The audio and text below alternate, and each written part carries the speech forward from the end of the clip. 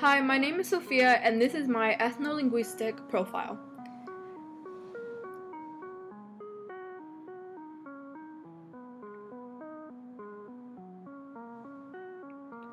Coming from my Mexican-American background, I have inevitably acquired the use of Spanglish. My use of Spanglish comes when I speak both English and Spanish. There is different variation when I'm speaking English and say some Spanish words, as well as when I'm speaking Spanish and abruptly say some English words.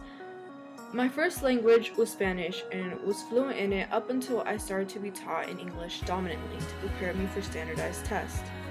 This is when I started to acquire more of the mix of Spanish and English, which led me to learn a lot of false cognates, which I still use because I have gotten so used to saying it my whole life.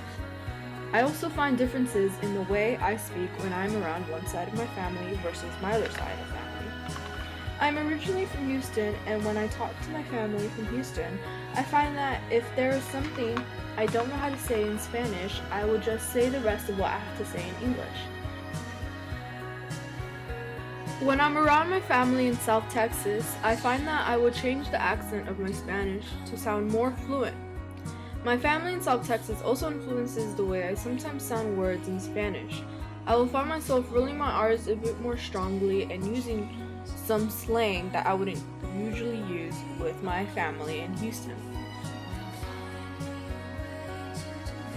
There are different styles and registers when I talk to different family members. When I talk to distant family members, my style becomes more formal. When I talk to closer family members, my style becomes more informal.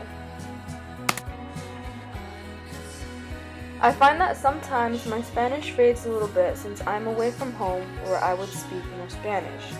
Going back home, I find myself struggling to communicate with my parents in a more fluent Spanish.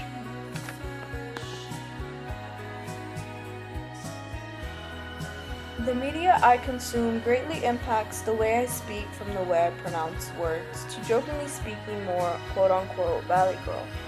My friends and I joke around with the way we speak so much that it starts to become almost a part of our speech.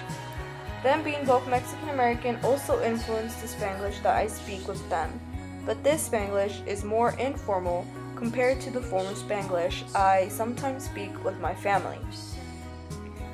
All in all, my ethno-linguistic profile is just my many variations of my use of Spanglish and how I use it to communicate with the many different people I see in my day-to-day life, and how those people influence my style and register.